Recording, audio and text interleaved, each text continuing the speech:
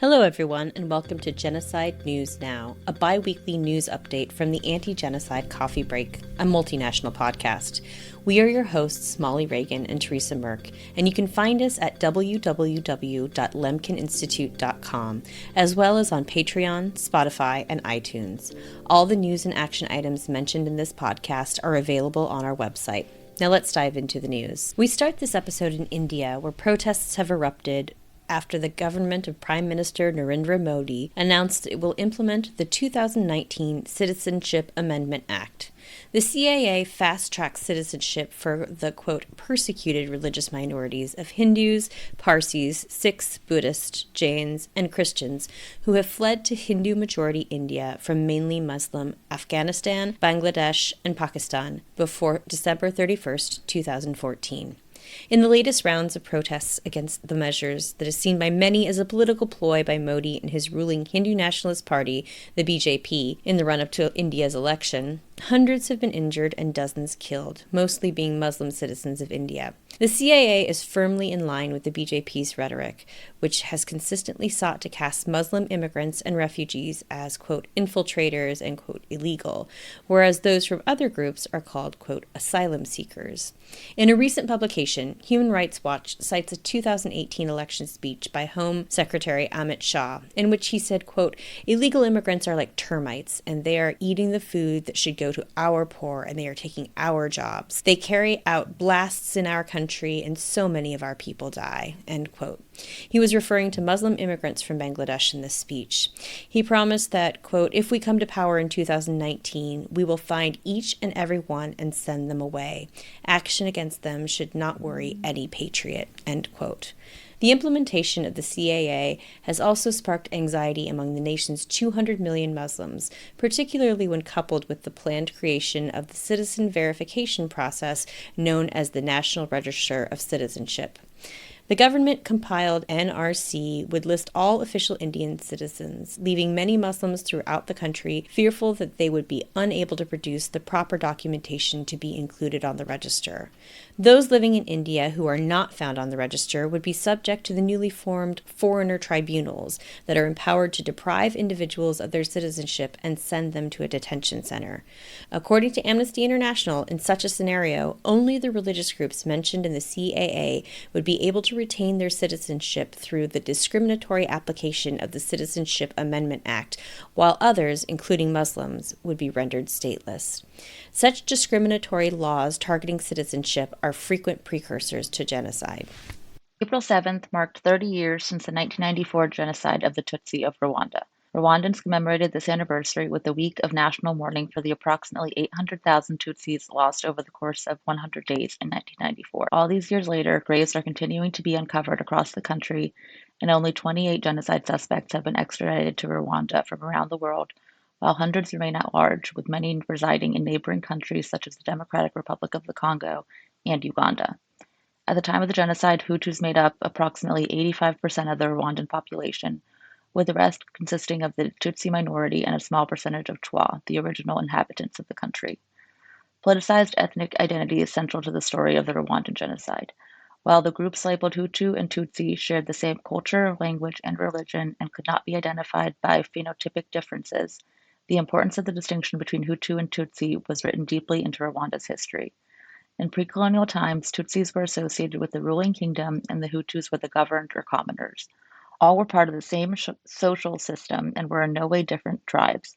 It was only under German and Belgian colonization that these two identities became ossified and racialized as two distinct peoples. So colonization introduced the genocidal categories that furthered the 1994 genocide. During Rwanda's independence struggle, Hutus had already forced as many as 330,000 Tutsi out of the country in an independence revolution that began in 1959. Conflict between the two groups continued following Rwanda's independence in 1962, and Hutu moderate Major General Juvenal Habyarimana was installed to power in 1973. Habyarimana was eventually elected as president under the new constitution and remained in power for 2 decades. When forces from the Rwandan Patriotic Front, primarily Tutsi refugees, invaded Rwanda in 1990 from Uganda, Habyarimana accused Tutsi residents of being accomplices and hundreds were arrested. Many others would be killed before the official start of the genocide in 1994. Following a plane crash carrying Rwandan President Habyarimana on April 6, 1994, the Hutu extremists laid the blame for the incident on the Rwandan Patriotic Front, or RPF, the Tutsi-led army. The crash was used as an excuse by Hutu extremists to exterminate all Tutsis via the successful use of government propaganda and a reliance on historic ethnic tensions. The Hutu power extremists were ultimately successful in persuading and coercing the Hutu population to help carry out the killing. The killing of Tutsis was coordinated by the Interahamwe, a name that translates to "those who attack together." These were specially trained militias that were created from government forces and Hutu militia groups. They began killing Tutsis in Kigali a few hours after President Habyarimana's plane was shot from the sky. They also targeted moderate Hutus and began distributing weapons to ordinary Hutus. The international community failed Rwanda. The UN had stationed peacekeepers in Rwanda already in 1993. Despite the heroic efforts of their leader, General Romeo Dallaire, the UN failed to heed several warnings of the genocide in the early months of 1994. When genocide broke out, the UN and all Western nations pulled out of the country, leaving the Tutsi to be slaughtered. Only Dallaire and a few heroic peacekeepers stayed in, against orders, saving thousands of lives. The killing only ended with the military victory of the RPF, headed by current President Paul Kagame. The legacy of this genocide on the country and the region more generally cannot be understated. Following the genocide, policies were put in place which de-emphasized ethnic identity in an attempt to promote social cohesion. Paul Kagame became president in 2000 and has been re-elected on 3 separate occasions, although the elections are not considered free and fair, so it is difficult to assess to what extent this is a referendum on Kagame and his policies. Rwanda has pursued an independent path under Kagame, who has sought to distance the country from dependence on the Western powers who betrayed the country in 1994. Rwanda has flourished economically and has instituted a peace-building curriculum in all schools, as well as peace and reconciliation efforts arising in the country, where perpetrators and survivors must live side by side. One of the more controversial aspects of Kagame's rule is his involvement in the conflict in the neighboring country of the Democratic Republic of Congo, wherein many Hutu extremists regrouped following the genocide. The Democratic Forces for the Liberation of Rwanda, a Hutu extremist group which took part in the '94 genocide, takes refuge in the DRC, and UN experts have said there is a link between President Kagame and a Tutsi rebel group operating in the country, a group that called itself the March 23 Movement, or M23. It has been suggested by some that Kagame's investment in M23 reflects his larger ambition to assert regional dominance and secure access to mineral rights. The ongoing tensions between Tutsi and Hutu militias which are playing out regionally demonstrate that the attempts at suppressing ethnic identity following the genocide were not entirely successful and that a power struggle remains between the two ethnic groups to this day. This genocide resulted in the loss of 800,000 Tutsi lives, 800,000 innocent men, women, and children whose only offense was their ethnic identity. Lemkin Institute honors these victims and those they left behind. It is both necessary and painful to look back and see the failed policies and actions which allowed for this tragedy to play out. The international community must do a better job of reacting to and pushing against genocidal ideology and policy when it appears, so that we do not lose another 800,000 innocent lives because of the inaction of a few. April 15th marked the one-year anniversary of the war in Sudan. What started as a power struggle between the Sudanese armed forces and their one-time allies, the Rapid Support Forces, has devolved into a massive displacement crisis that threatens the region and has rekindled the genocide in Darfur. Today, control of the country is largely split east-west between the two factions, with little hope of anything other than escalation on the horizon. Doctors Without Borders estimates that 8.4 Sudanese, including 2 million children under the age of 5, have been forced to flee their homes in the last 12 months. This displacement is compounded by the threat of widespread famine. According to the UN High Commissioner for Human Rights, Volker Turk, nearly 18 million people face acute food insecurity, 14 million of them children, with over 70% of hospitals no longer functional amid a rise in infectious disease.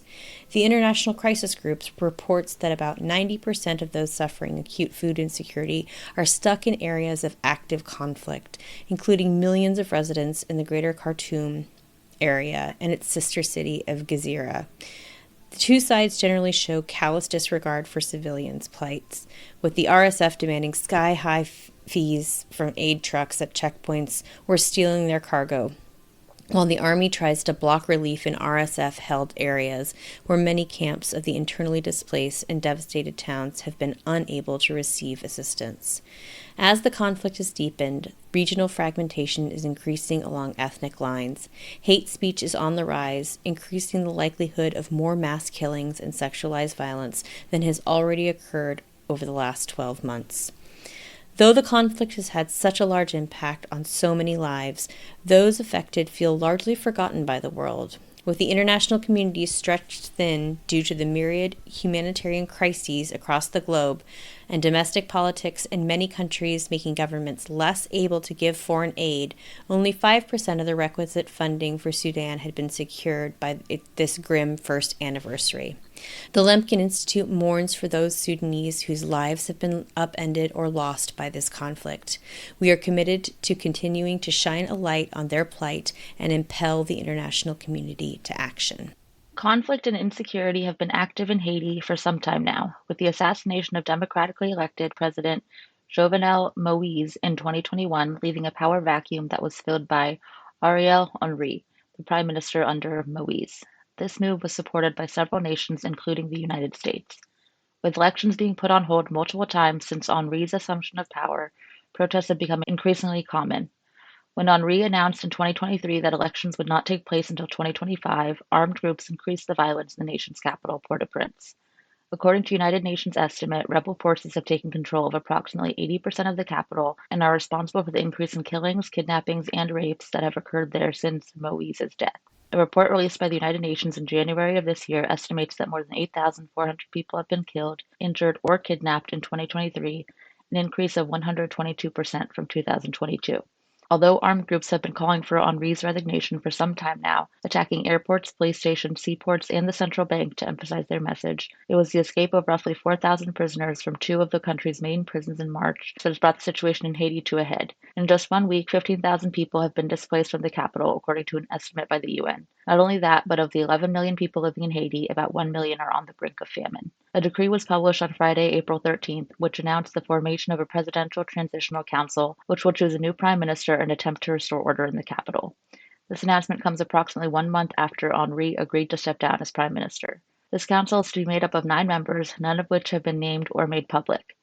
No time frame has been announced for the installation of this body or for the selection of a new prime minister and cabinet. Concerningly, some Haitian citizens accuse this council of being something which was concocted in Washington, D.C., with one reporter reflecting, "Basically, it's not a Haitian solution in any way, it's a Washington solution." Many Haitians blame foreign intervention for many of the problems the country faces today, with Haitian scholar and advocate Jemima Pierre stating that, quote, "What intervention means for Haiti, what it has always meant, is death and destruction," end quote. The Haitian people have put forth their own initiatives over the years, with church leaders, women's rights groups, lawyers, humanitarian workers, the voodoo sector, and others creating the Commission to Search for a Haitian Solution to the Crisis, which has proposed a plan outlining a 2-year interim government with oversight committees tasked with restoring order, eradicating corruption, and establishing fair elections. The Lemkin Institute stands by the people of Haiti and calls on foreign governments to prioritize the voices of Haitians in their commission to resolve the crisis. Haitians are deserving of self-determination, and it is critical that they are the ones deciding the future of their country, not foreign governments who have been shown to put their own strategic interests over those of the people of Haiti. Looking now to Nigeria, where twice in 1 week people were kidnapped by armed gangs. The first of these abductions occurred in early March, on Wednesday, March 6th, in a remote northeast town of Borno State, wherein individuals seized women and children from a displaced persons camp while they were searching for firewood. The following day, in a town hundreds of miles away, in the northwest state of Kaduna, more than 280 children, as well as a few teachers, were kidnapped by gunmen and taken into the nearby forest. Local reports believe that the second attack was carried out by militants from the Ansaru group, which has been linked to al-Qaeda. The victims from the displaced persons camp have since been released, as have 130 of the victims from Kaduna. There has been no further reporting on the remaining abductees. These stories speak to a larger crisis occurring in Nigeria, wherein kidnap for ransom is viewed as low-risk, high-reward business, as the perpetrators are rarely arrested once they receive the funds and release those who were abducted. Indeed, the fact that more than 4,700 people have been kidnapped in the state since last May, according to risk consultants SBM Intelligence, seems to confirm that such kidnap for ransom schemes are viewed as lucrative for those operating in the country. Perhaps unsurprisingly, the motivation for such actions appears to be economic, with reporting by the BBC summing up the problem with the following sentence, quote, "Nigeria's poor economy creates the conditions for kidnapping," end quote. There is a perception among Nigerians of corruption in the government, which also helps explain why gangs have previously demanded foodstuffs, motorcycles, and petrol in exchange for the release of hostages, as food prices have soared in the past 6 months, with farmers' inability to access their lands for fear of attacks or abductions only contributing to the problem further. Alex Vines, director of the Africa program at Chatham House think tank, attributes much of the problem to the government's inability to stop the kidnappings, saying that, quote, "Armed gangs have supplanted both the government and traditional rulers as the de facto authority in large swaths of the country," end quote. Vines added that while these gangs typically extort money from people, the inability or unwillingness of farmers to access their lands results in fewer funds more generally, which may also help in explaining the spike in kidnappings.